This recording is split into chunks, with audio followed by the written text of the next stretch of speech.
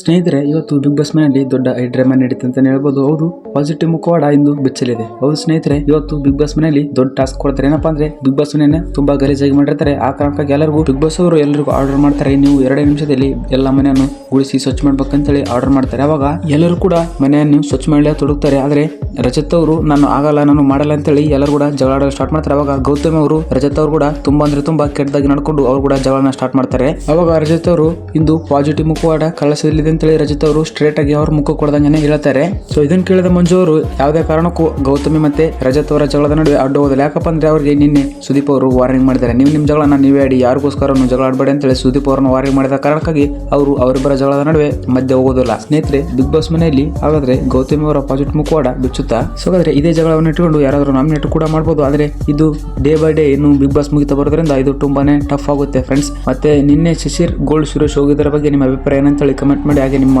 Favourite contestant ಯಾರಂತೇಳಿ comment ಮಾಡಿ friends. So ಇದೇ ರೀತಿ ಡೈಲಿ ಬಿಗ್ ಬಾಸ್ ಅಡ್ವಾನ್ಸ್ ಅಪ್ಡೇಟ್ಗೋಸ್ಕರ ನಮ್ಮ ಪೇಜ್ ಅನ್ನು ಸಬ್ಸ್ಕ್ರೈಬ್ ಮಾಡ್ಕೊಂಡ್ರಿ ಫ್ರೆಂಡ್ಸ್.